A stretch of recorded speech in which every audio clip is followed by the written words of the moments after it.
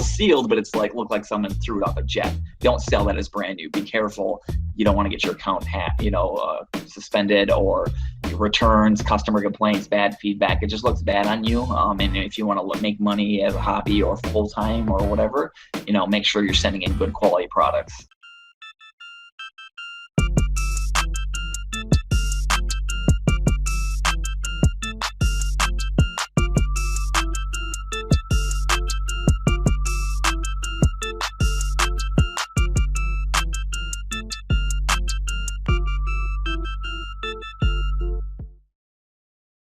What's going on, everybody? Steve Raiken here. Welcome to episode number 5 of the Raiken Profit Show. Today we have my good friend and buddy, Jamison Philippi. What's going on, Jamison? How you doing, man? Hey, how you doing, brother? Doing great. How you doing? I'm doing awesome, man. For the people who are listening on the podcast right now on iTunes, you cannot visually see Jamison, but behind him what is that right behind you? For the people on YouTube, you can see it. I've got a nice little wall, or whatever you want to call it, of Super Nintendo Minis, which are a really, really hot toy. And then I also have a baby toy that is really hot right now. If you can see it, then there's a little input for you.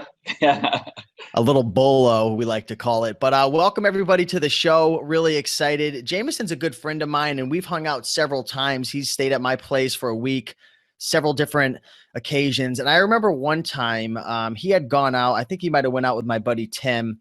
They went out sourcing to, I think they went to Target and maybe Walmart, and they went to a bunch of retail stores. And I was, I'd gone to the gym. I was working, doing various things. And I came home, and I remember calling Jamison. I was like, "Where are you, Jamison?" He's like, "Oh, I'm in the garage." I'm like, "Okay, cool. I'm going to come down." And I literally come down inside of my garage, and there's like 3,000 toys that he had sourced. It seemed like it was probably like 500, but there was a boatload of toys in my garage that he was going to resell on Amazon FBA. And that's when I knew. I'm like, this guy is legit. He is doing his thing. So it was really, really cool. But Jamison, why don't you tell everybody a little bit about you and what you do and your story?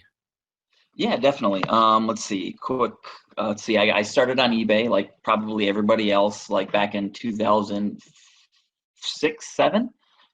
Just buying bulks of games off of eBay and then reselling them singly on eBay, Craigslist to eBay, back like when I started back in 2006, 2007.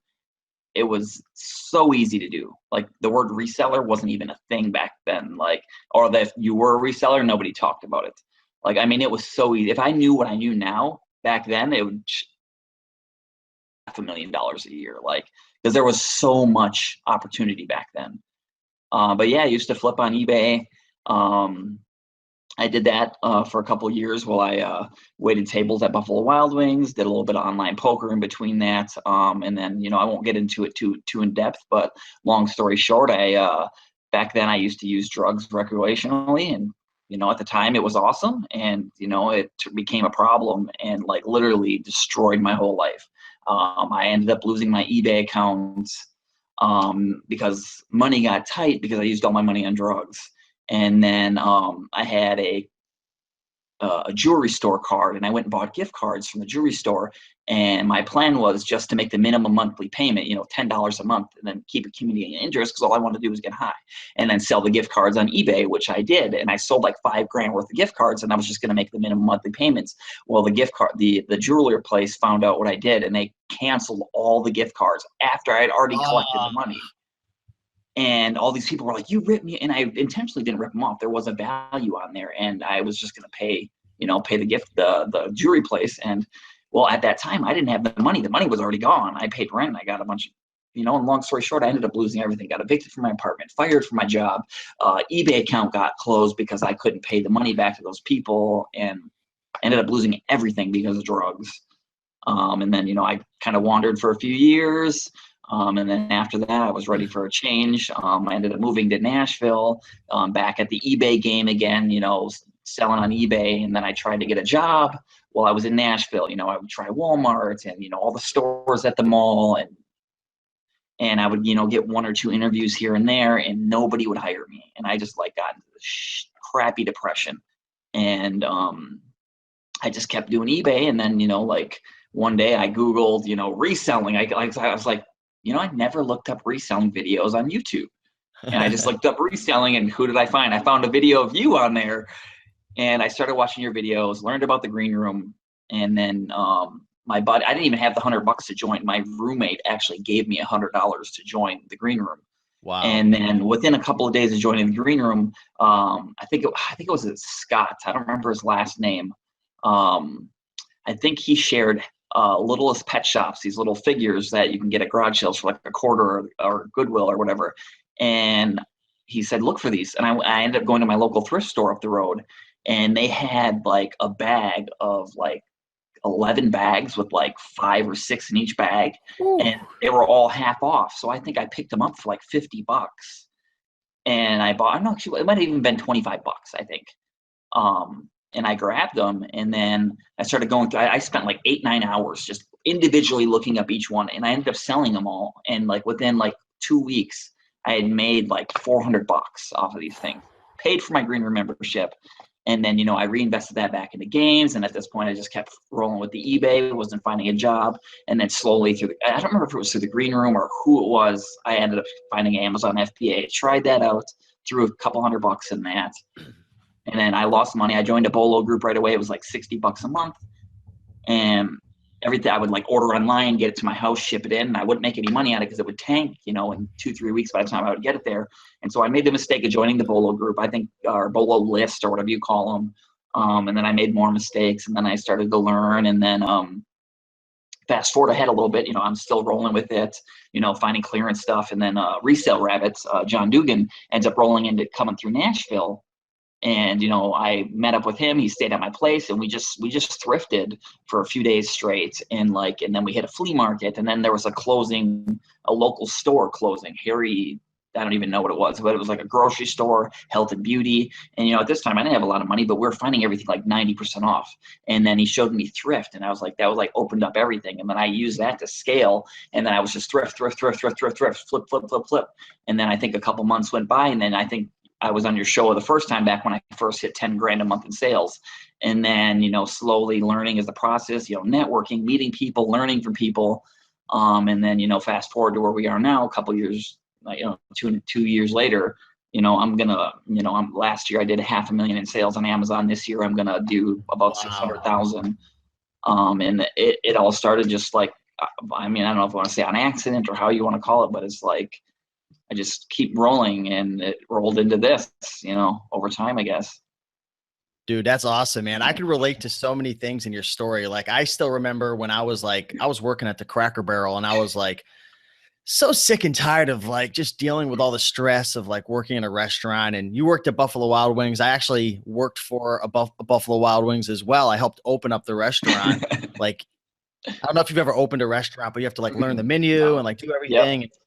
Buffalo Wild Wings was a fun time, but I could relate because I started surfing on YouTube, and I found, my friend and business partner now, Chris, the Bonafide Hustler, and learned from him. But it's crazy. You never know like where this game is going to take you in business, like especially with all the information out there. You find a blog or a YouTube channel, you connect, and it's just amazing. Another thing too is like when I was 21, I had gotten arrested, like I had gone to jail, like I was doing things that I wasn't supposed to be doing. And sometimes you almost have to hit rock bottom in a sense to kind of find your place. Like if you research and study like a lot of the most like successful people and entrepreneurs, a lot of them have kind of shady, dark pasts. I don't know what it is, if it's their risk taker nature or what it is, but yeah, man, congratulations. So appreciate that's that, really cool. Appreciate that. So your main business right now, do you mind sharing what your actual main business is for the people who are listening now? I mean, you shared your whole journey of where you came from, but like, what do you actually do now? Like if you had to define your business, what exactly is it that you actually do on a regular basis? Amazon FBA is my sole income right now, which is retail arbitrage, going into the big box stores, Targets, Walmarts, Toys R Us's, and all the other smaller big box stores. And, look for clearance, look for sales, look for deals, look for discontinued items. Stuff like that, and then just flip them on Amazon, and then just keep repeating the process, rinse and repeat, basically, if I had to sum it up.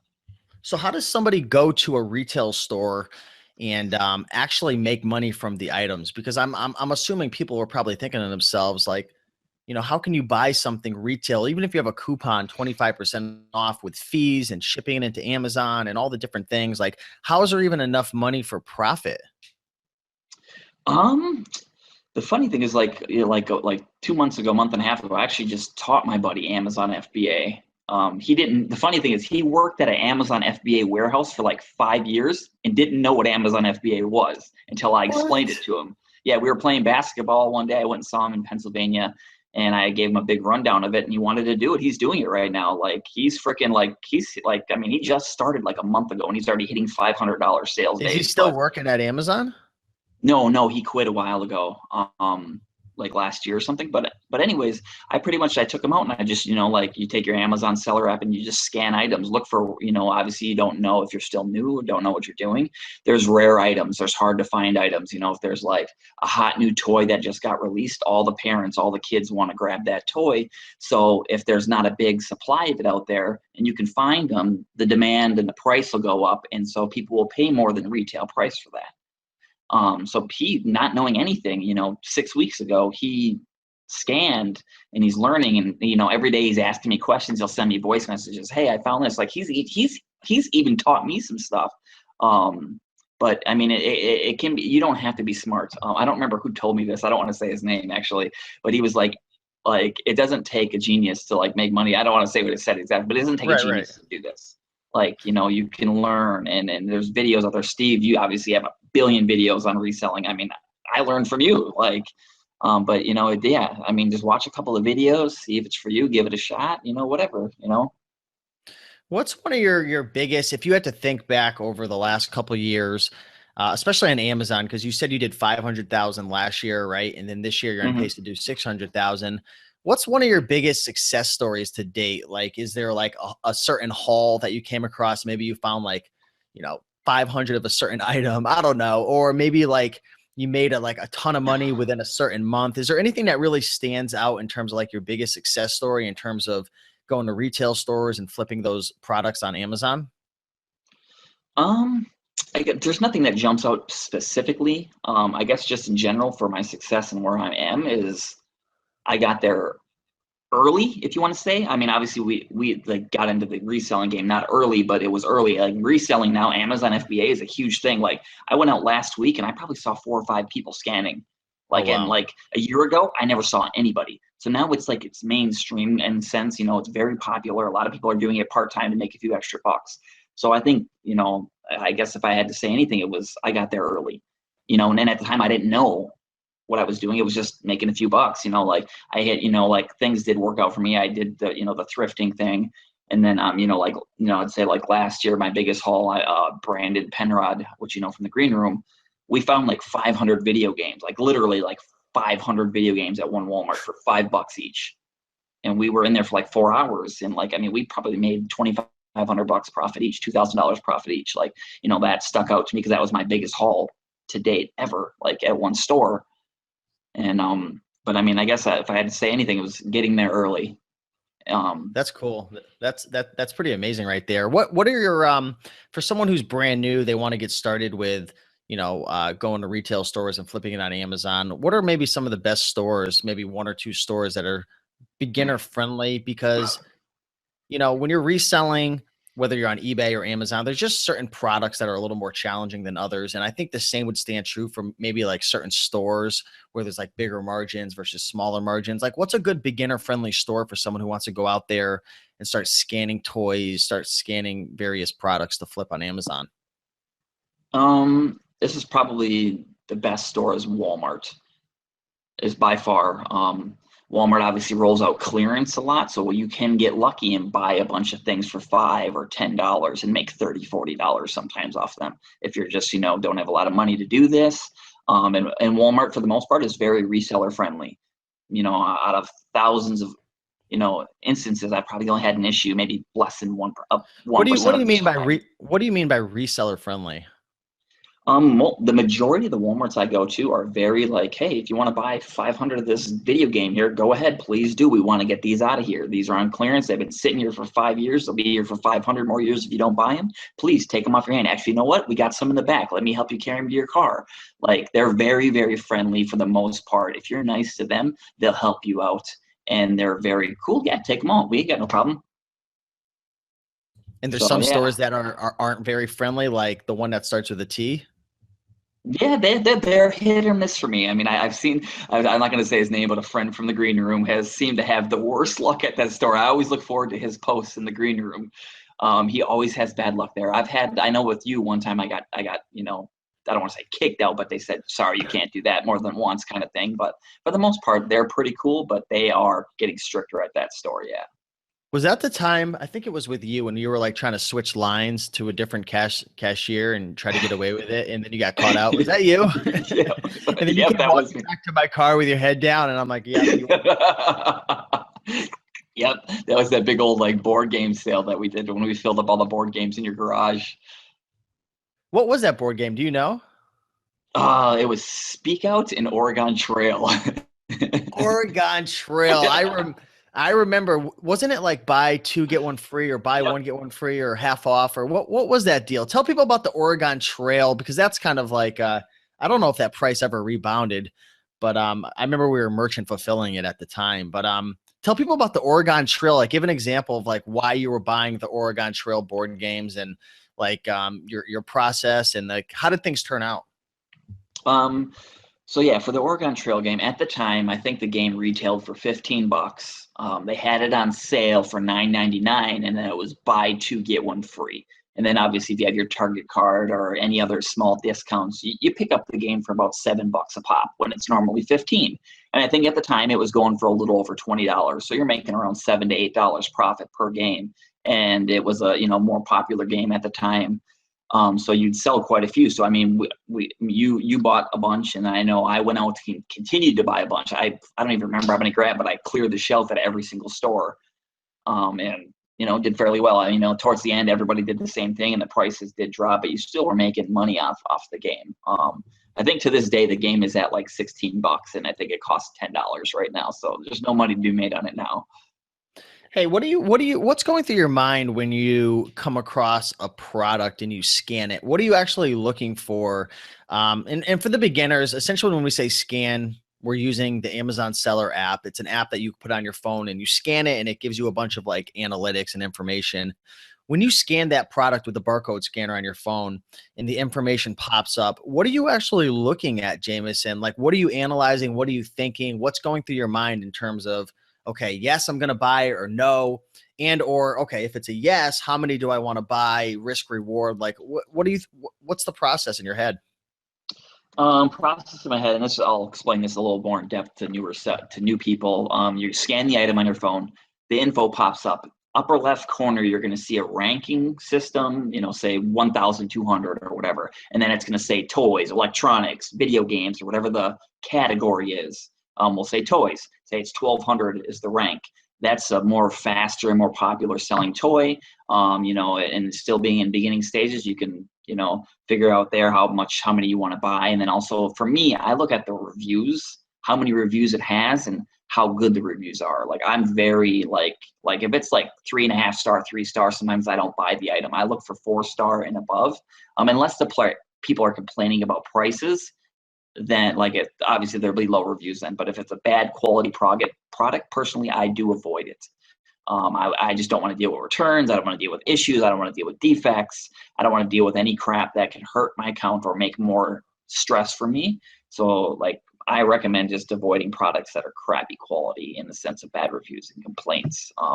Right. I mean, Amazon's a different beast than eBay. On Amazon, if you get too many returns, or you get too many negative feedbacks, or too many complaints, things can turn on you very, very quickly, right? And I know you've had situations in the past. I don't know if it was based on feedback and stuff, but like Amazon, mostly any big seller has had issues with their account at one time or another, right? Mm-hmm. How sensitive is Amazon in comparison to eBay? And how do you handle that? You know what I mean? Like, what do you do in a situation where you get a boatload of returns, or you get a negative feedback, and talk about the consequences of not, staying on point with Amazon, and making sure that you're, keeping up to their code of conduct? Yeah, Amazon is definitely a different beast. They're more strict. Amazon expects more out of you as a seller. The customers expect more.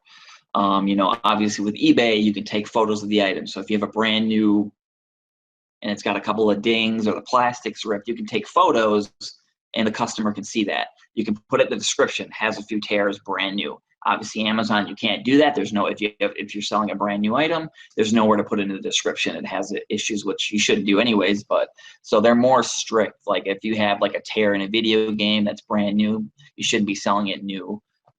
Sell it used. If there's still a profit, sell it used on Amazon. If not, stick to eBay where you can show photos to the customers. They're more strict. I wouldn't recommend trying to get away with that, like sending in a board game that's got a big old boot print and stomped in it. It's still sealed, but it's like looked like someone threw it off a jet. Don't sell that as brand new. Be careful.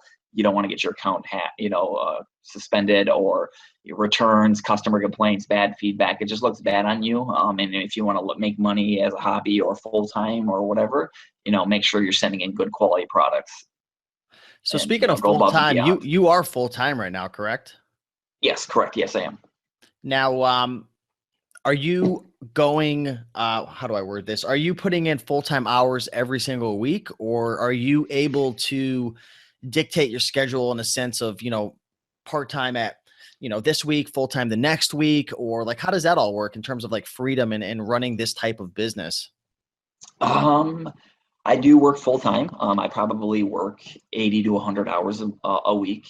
Not because I have to, just because I enjoy it and I want to, and I want to, 80 to take. 100. Yeah, I did not know that. working. Yeah, I'm working like crazy, obviously, because I'm getting ready for Christmas. There's a lot of sales going on right now, and it's just like I want to take advantage of the opportunity. Maybe next week or the week after, I won't put in that many hours because there might not be as much opportunity. I'm going to take advantage while it's here. So yeah, I've been working at least roughly 80 hours a week, getting things together for Christmas, selling, flipping things, turning and burning, just making it happen. And for the people who don't know, Q4 is when you essentially make your nut, right? It's that's like the hottest time for all retail sellers. What percentage of your sales in comparison to the whole year usually come those last 3 months out of the year, like based on the last couple of years? Is it, is it an equal 25 split, or are you making a lot more sales during Q4 than the first, 9 months? Yeah, I would say probably 35% of my sales come in Q4. The majority of yeah, over the 9 to 3, like you do really well for Q4. I know people that do just Q4 and that's it. Like, they make enough where they don't have to do it the rest of the year but yeah, Q4 is definitely where is the bread and butter. This is where we all look forward to and we all, like to make it happen. Who's this business for and who's this business not for? Like, is there a certain type of person that you feel, or maybe based on your experience, you've worked with other people, you've seen other sellers, you've helped other people, who's made for this business and who's not, in your opinion? Um, I, I that's a tough question to answer for this is I'll answer it for myself and how I feel about that question. Like, I don't want to work for anybody else. Like I think that I don't remember where I heard this quote, but I would rather work 80 hours for myself than work 40 hours a week for somebody else. Like Mm. I want to set up my future with this. Like this is a great opportunity we have. Like I enjoy working the 80 to 100 hours a week because I'm building up my capital so I can get into different things and eventually, start my own business and my own thing where I don't have to go to work for anybody else. So I mean, it just depends on what you want. If you want to make a few extra bucks a month, anybody could do it. If you for me, I just don't want to work for anybody else. I'm sick of, working for bum pay, having to listen to somebody else to do this, and I don't have an education. I would be making $7 an hour, $10 an hour if I did anything for anybody else, working at Walmart. I couldn't even get a job at Walmart. I mean, I had 2 interviews at Walmart before and they never called me back. I've had interviews at Fossil 2 times, never called me back. Like to me, I am, unemployable in this country in a sense because I don't have the standard education. I didn't go to college, I mean, I did, but I dropped out. But so for me, I just don't want to work for anybody else. I just can't go back to doing it. It kills me to see people have to break their back and barely make ends meet, having trouble paying the bills with working full time. I can't do it. I know. Can't do it. I'm the same way, man. I mean, I would rather make $50,000 if I was making $50,000 profit as my own boss versus, like, I've said this to my parents before because we've talked about it. Like, long story short, like, I went to school, I was supposed to be an X-ray technician, and I decided to start my own business. But long story short, I would rather make $50,000 on my own versus, you could offer me $300,000 profit right now to do some job like 60 hours a week, and I wouldn't take it. Bam, And baby. I agree. I think it's a certain type of person though. Like for me, like I never really liked being told what to do. I was always very creative. I liked I really, really value my freedom a lot. So I do think it does take a certain type of person to start your own business. You've got to be, let me put it this way. You know, does anybody wake you up in the morning, Jamison, and say, it's time to go source products? Does anybody, you know, knock on your bedroom door and say, Jamison, it's time to it's time to box up your products and ship them out to the warehouse? No one does that for me. That sounded like a mother. I don't know why our mother would be at work telling us what to do, but you know, it does take a special type of person. So it is hard work. But let's keep moving forward. I want to stop really quick and take a second to shout out where people can follow you, because I know you've been putting out some really good content over the last couple of years. And for the people who are interested in this type of business model, they want to get started on Amazon FBA, they want to learn about retail arbitrage. Where can people follow you, Jamison? They can follow me obviously on YouTube. I actually did finally put out a video on my YouTube channel. What's your channel? Jamison Philippi, just my name. Okay, cool. And then also on Periscope, same thing, Jamison Philippi. I toss a few Periscopes out there here and there. And those are the main two things that I like to be on.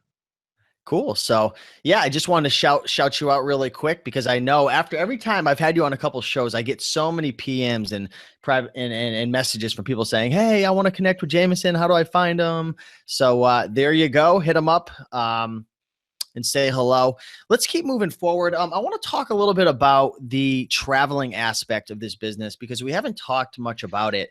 Talk to the people about your ability to be able to travel and move around and visit various states and go around the country and make money. How is that possible with this business? And talk about like the execution of how it actually goes down. Oh man, traveling and sourcing. That has definitely gained a lot of popularity over the last couple of years. But yeah, I did that. I've done that on and off for the past 2 years. I actually just got done traveling for like 7 months, from Vegas to California to New York, back to, you know, like back and forth, like, and it is definitely an experience for sure. You learn a lot, you meet a lot of people, you get to see stores, you get to get different products. But it can be done, you know, and it's basically like what you do locally at your Targets and Walmarts, but you're just passing through new towns and new cities almost every day. You know, you're buying your product for the day, you're filling up your vehicle, you know, you get an Airbnb, get a hotel, drop off for a night or two, fill up your boxes, boom, drop them off at UPS, back to Amazon, and boom, hit the road again. Let me stop you really quick. So you load up your vehicle with tons of products, all baby toys and Ninja Turtles, and God only knows what you're loading up from your local Walmart, Target. And then what? You bring it into the hotel. What are people at the hotel thinking when they see this sketchy character? No, I'm just kidding. When they see you walking in with hundreds, is that a fair assessment? Hundreds of toys at a time? Like, Yeah, let's stop there. How do you do that? What do people say? How do you execute on that, man, without getting arrested? You know, for the most part, I haven't had a lot of people bother me. I do get tons of looks because it looks like I'm moving in. So what I do is I open up my big giant boxes and load them up on the little cart, and I'll throw all my toys in there. So I have these 2 big old boxes stacked side by side on the little dolly cart, and all the toys just overflowed. And then I hang bags up around the bars and stuff, so it just looks like just this monstrosity of stuff. And I'm like pushing it in. I can't see. I'm looking around the corner, and I get a lot of looks. I get a ton of looks. You know, I think the one time we were at the hotel together in Florida, the guy was like, "Are you moving in?" Like, or whatever he was saying to us, because we had carts of stuff. but for the most part, people don't say a lot. They do give a lot of looks, dirty looks, weird looks, but for the most part, luckily, I haven't been bothered a ton. I mean, like I've had a few people say, "Oh, you're so sweet. Is that all for charity?" Yes, it is.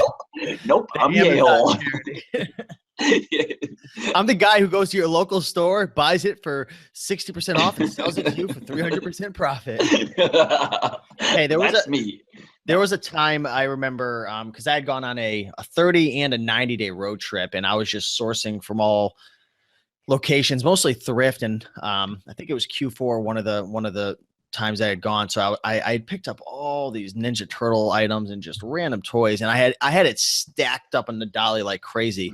And I had the genius idea to have my big brother printer on top of everything. And when you go to push the dolly into the elevator, usually there's like a little like bump. So you have to like use some momentum. And I had water on top and everything. Like it should have been 2 trips, but I decided to try to get everything on for 1 trip. So I go to push it on the elevator and I start to see it tip, and I'm like, uh-oh, like I'm seeing the tip. And once that thing starts moving back and forth, you need to rescue it really quick because things go bad. Well, I couldn't fix it in time, and it crashed over. The printer smashed. The jug of water exploded. Like there's like toys all over the ground, and like this couple, like they're older. Like they walk up and they look at me, and they're just like, they look down, and there's like water, printer destroyed, like a bunch of toys, and they just like look at me and they walk away and they're like, "Honey, let's take the stairs." It's part of the game. So you get everything into get everything into the hotel. Let's talk about the process of actually shipping everything out to Amazon FBA. So once you get all your boxes into the hotel, what tools do you have with you to be able to execute on actually getting it out? And talk about the process. On the process. So I get it up to my room, and then I dump all the toys on the bed, and then I roll around in them for a little bit and cuddle with them. You freak. No. So yeah, I carry all the supplies with me. I do actually, just like I get up to the room if I'm doing a shipment, I'll, organize it all, put all the quantities of toys, 10 of this guy, 12 of this guy, all together. So that way I know the quantities of each. And then I'll get my boxes ready. And then I have, my Dymo printers. I have a Dymo 450 turbo printer, which prints up the item labels. And I got the Dymo 4XL printer, which prints up the box labels. They're both very small printers. Because I did like you used to carry that big old giant concrete block of a that wasn't smart on my part. Which it is a great printer for your house, but it's not amazing for traveling. So yeah, I have my Dymo printers. I have my little scanner. I got all the baggies. Poly bags. Razors. Not razors. What do you call them? Box cutters to do all that stuff. Tape and everything. Basically, all the supplies you need to ship, pack, and get everything going. And then I basically, like you're doing a shipment at home, I do it on the road and put it in the car the next day and drop it off at the local UPS and repeat the process.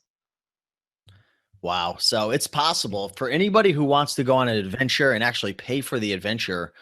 Amazon FBA is one of the best business models to do it. The only thing I guess would be even better is probably wholesale or private label, because then you don't even have to touch the products, right? Exactly. There's people that are actually creating private label products. They're sourcing from maybe China, and they're having their manufacturer ship directly to the warehouse. So, the cool thing about what you're doing is like, you're on like a treasure hunt. Like you and I, we've met up a couple times. Where'd we meet up once? We met up in, was it Miami? Who did we meet up? Who was that guy that we met up again with in Miami? And he was like freaking out one time at a CVS. It was so funny. Remember we started screaming, Donnie. But we went hustling, man. And it's like a treasure hunt. It's like we would go into like a CVS or like a certain store or Walgreens or whatever, and we'd find a certain item. And it's like, once we found an item in a store that was working, it's like, it was off to the races. Okay, let's find the next 17 CVSs in the next 80 miles. And we would like create a route and like fun. It was amazing time. Hey, let's talk about what's working really, really well right now in your business. Is there Something specifically that you can share, maybe a tip of something that you're doing right now in your business that's just working. Because, I say this all the time, things change, right? Things always change in business. Things are moving very, very quickly. What's one thing that's working really well for you right now in your Amazon business? One thing that's working well, I guess it's not necessarily in Amazon, and I think I've said this probably 10 million times, is the network of people that I have, the people that I continue to meet. I mean, because there's so much opportunity out there right now for Amazon FBA, with obviously all the stores and all the chain stores that we have regionally within a couple of states or in our states, all the grocery stores, big box stores, electronic stores, health and beauty. I mean, there's just so much that the funny thing is I actually networked with a new dude that I met in Wisconsin, and I don't know if you know Tyler Nelson. I was sourcing in Wisconsin the other day, and another reseller went to the same Walmart I did, and he posted his video game finds, and Tyler, tagged me and was like, "Jamison, weren't you just here? Like, kind of like you missed some stuff, and you're supposed to know video games." And so then I got to talking with a dude, and we ended up meeting up the next day, and we hit a couple of stores together, and I learned I learned a lot from him. And then, hopefully he learned some stuff from me, and then we sourced, and then we've been chatting a lot every, the past few days. And he taught me about a new store that I had never sourced in. And I spent thousands of dollars there in the past few days, and I just, I did really well. And, hopefully I gave him enough value where he's learning from me, but it's just networking with people and meeting people and finding people that are good at what you do, or find people that are good in another niche of Amazon FBA, and collaborate with them. Like, hey, this is what you should do in this area. Hey, you do this, and you guys can bounce ideas off of each other and let each other know when sales are going down, or when it's like this morning. A hot item was released at a local store that I do really well at, and I messaged him and let him know, and he was able to go find him in his local area. So I hopefully, it's just doing that with people and helping them out. And it's overused so much, providing value to people, help people out. Don't put yourself first, in a sense, do, but don't help other people out around you. And I don't know, that's just what I do. And they do the same. And, I learn a lot, and I'm not, in the beginning, you're scanning a bunch of stuff in the store and you're learning stuff. And, I've been doing this for 3 years, and I'm getting, starting to learn the process, everything, and just getting things down and knowing what could be hot and what's not, early on, before the items start trending. And it's just networking with people and learning from people, working with them one-on-one, listening to what they have to say, and that's my biggest success in this business by far. Yeah. I've told people before, I've hung out with you several times, and you have so many people who are calling you, reaching out, and you're always brainstorming and sharing things with people.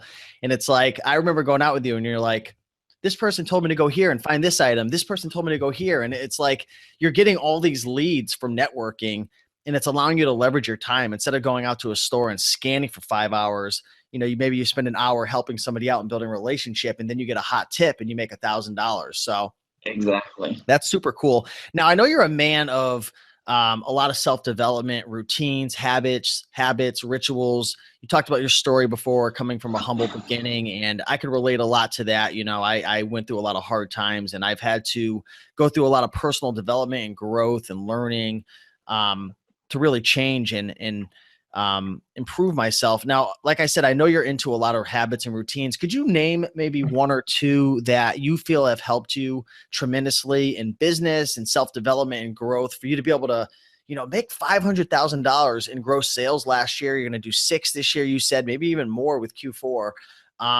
What are a couple of things that stand out?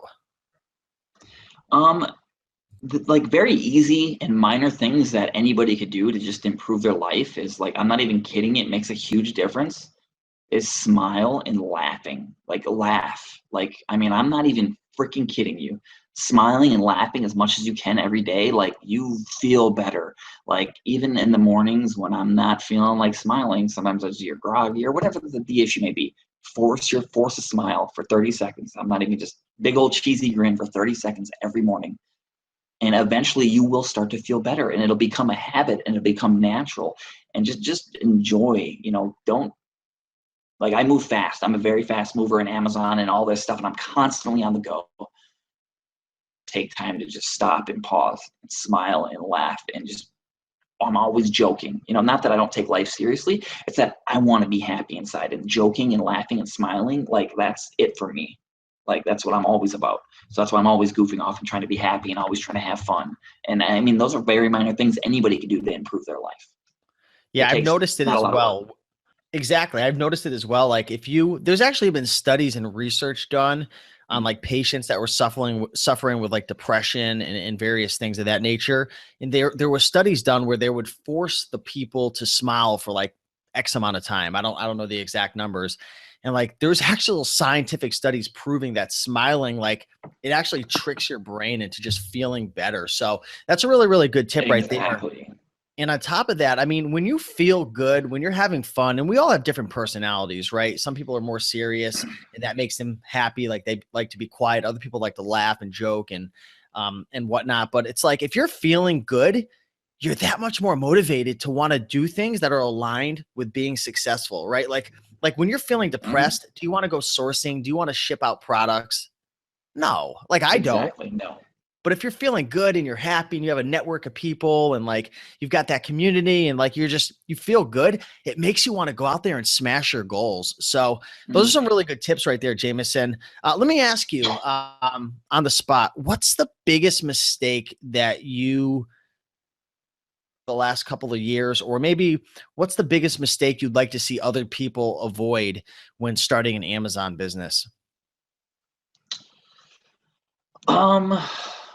That's a good question. I would have to say becoming content and okay with where you're at. Like, you know, with doing Amazon, you know, you should always be green and growing. You're either green and growing or you're dying, you know, like Mm. don't be like, to me, because I like, because if you lose that momentum, you can, you know, you can end up, you know, making a lot of mistakes, and it might not be your income for long if this is your full-time income or you're growing to get it to that. Don't ever stop becoming hungry. Don't ever stop working hard, because there's always, and no matter what you do, this is advice to anybody. There's always going to be somebody out there that'll take your spot. And anything you want to do, anything entrepreneurial, anything you want to do, even if you have a job, there's always somebody that's going to come and take your spot, that wants that same promotion that you do, that wants to be number one, that always wants to do that. There's always going to be somebody else there. So you need to work 10 times harder. You know, I always people like work hard, work smart, work hard. Always be doing more. You don't have to be the smartest guy out there. Because I know people that are way smarter than me that are, you know, working for other people, or they're doing Amazon FBA and they're not doing as well. Like, I don't think I'm very smart. I'm usually one of the not so smart guys in the room, but I'm crushing it. Like, and I use the skills I'm good at: making friends, smiling, laughing, being happy. Like, I have a ton of friends because of that. So I always have friends willing to help me, friends that are smarter than me in this business that are willing to help me grow. You know, I have friends that have my back. If they see me slipping, they let me know, hey, well, you're being a moron. You need to pick your game up and get back on the ball. So it's like, don't stop growing. I mean, and that's like very broad, because it's like, can work in anything. Don't stop growing. Don't be content in anything that you're doing. You know, always want more and always strive to get more. You made me realize one thing, and it's so important that we become aware of our strengths and weaknesses, right? Like not everybody's going to have the strength to want to go and network and like always be talking to people and reaching out. Like even when I hung out with you, like there was a point where I tried to like network on your level and I couldn't keep up with you, man. Like I tried. Like some people I think are going to be more analytical. They're going to like to like sit by themselves and study and research, and like maybe they're great with software and like interpreting information, and like that's how they get their competitive edge. Whereas some people, their competitive edge is networking and being around people and talking all the time. And like I think it's important, like how do you determine what your, like how do you find that edge? Like how did you find like, okay, my edge is going to be networking? Like did you try a whole bunch of different things? Does it just take time? Like what advice would you have for somebody who's trying to find their edge? Um, I guess the best advice is just try a lot of things, and then like over time you'll narrow the things down you don't like. Or like with networking, like I tell this to people all the time, they don't believe me. I am a very shy person, and I have horrible social anxiety. which I had to force myself for years to talk and make friends and smile. When I wasn't happy inside, I was smiling on the outside still. And like over time, I learned like you can break any bad habit and you can become good. You know, any skill is learnable and you can become good at anything you want to become good at. And I've always wanted to be good with people. Like I love people. I love being around people. And I love making people laugh. I love making people smile. I love making people feel good. So I look at people as a broad spectrum and I see what everybody's doing. And I see what isn't working for people. And I try to do the opposite. You know, if there's 100 people in the room and 99 of them are going that way, well, guess what? I'm going the other way. You know, don't be afraid. This is what I learned from the compound effect. Don't be afraid to be that guy that says no. You know, stick to your morals and to what you are and like, you know, and this is why I think people trust me and I make friends easy is that like, if, you know, say, I don't, you know, like just like little gray areas where things could become dishonest or honest. I always stick with the honest route. I've always, if I give you my word, you have my word and that's it. Like, that's it. And over time, people will see that you stick to that, your values, and people will respect you and trust you more if you stick to that. You know, like there are people in this business that are willing to take shortcuts, you know, like where I wouldn't do or I wouldn't recommend doing, you know, whether it, you know, there's just so many different things I see, and it just makes me not trust certain people or make people trust them more when I see them do certain things. And it's just, you know, stick to your morals, what you think is right. And, you know, don't be afraid to be the guy that says no. And, you know, just you know, smile, enjoy life. People want to be around people that are happy. You know, a lot of people, they're not happy or they're miserable in certain areas, so they want to be around people that make them feel good because you are very contagious in that sense. I mean, those are like a lot of the small things that I've done to become a better people person, to make more friends. And you can, you know, if you want to attract attractive people in your life, become attractive. Not like as in looks, but just if you want to attract successful people, you need to become those things. And I've said this a billion times. The book, The Compound Effect, will change your life. I've read that book. I've listened to the audio. I can't even count how many times. 20 times. And the same thing. I think Jeff Olson, The Slightest Edge. I think those books go hand in hand. They're like very similar books, and I've heard both of them. And those books will they'll open your eyes to things. And like, you know, if you want to get ahead in life, is, you know, Jim Rohn said this, and I'll say this a billion times because I love it. You know, formal education will make you a living. Self-education will make you a fortune. You know, work on yourself, read books, listen to audiobooks. You know, like it's not hard to do. You know, like listen to an audiobook for 10 minutes a day in your car. What's 10 minutes? You know, improve yourself in any way, even if it's like 1% a day. It's just so minor. Over 3 years, 4 years, it's a huge difference. You know what I liked about I think this was in Jeff Olson's book, The Slight Edge. Essentially the book is The Slight Edge. It's about the little tiny things in life that you do every single day add up to massive things. It's the same kind of, you know, thing as like the compound effect. But he said something along the lines of like the little tiny things in life are so easy to do, but so easy not to do. Like, for example, you know, like, for example, just going for a 10-minute walk. Like, it's easy to do. Everyone could fit in a 10-minute walk, or everyone could, you know, have a nice, fresh, you know, green juice every single morning. It's easy to do, but it's easy not to do. And all these things, these little tiny decisions add up. It's like, okay, am I going to ship in my once per week shipment to Amazon, or am I not going to? Am I going to push it to 2 weeks? And that could be the biggest difference in the world right there. So, man, dropping gold nuggets all day long, man. Before we get going, talk to the people, for the people who are watching on YouTube and also for the people listening on the podcast right now on iTunes. What do you have behind you, man? I know you mentioned that you had some video game stuff and toys. Break down what the deal is with those. Right behind me are probably two of the hottest toys out right now. Some places they're very hard to get. Some places they're not. And yeah, so right now I got that game above me there. The new system, and they're really hot right now. I'm actually holding those for Christmas. What'd you pay for them? And then behind me I have I think I paid around $90 for them, give or take. Okay. So yeah, they're very profitable right now. I think right now they're going for around 200 a pop. But I'm holding them for Christmas. Just see what happens. I'm going to keep one also. I'm going to keep one to play. And then also I got some dolls behind me, which I think will be very hot this year, which I've already Don't play with the dolls, Jamison. No, I had, yeah, bad experience. I won't do that again. No, I'm kidding. I'm kidding. I'm kidding. That sounds creepy. Cool, man. What are the dolls selling for? They are selling for like around 150 right now. So nothing great. But so Nothing gonna take great a at shot. 150. I hope I'm hearing the sarcasm. They sell for 100 though. Oh, they They sell for cost 100. 100. Oh, wow. So what Yeah, are those they called? The cost 100. Lavabella? Something like that. Yeah, yeah, Lovabella. Oh I'm probably man. gonna get so much hate mail after this. You should have shown people those things. Yeah, well, what are you gonna do, man? You gotta bring out the hot sauce for the Raiken Profit Show. So hey, Jamison, man, real quick again, where can people follow you if they want to connect or maybe they want to network and share some bolos with you? Oh man. Yeah. Periscope, YouTube, Facebook, Jamison Philippi. Boom. There we go. Boom. It's in the books, baby. So I'm going to link up Jamison's information down below in the show notes as well on YouTube and on iTunes.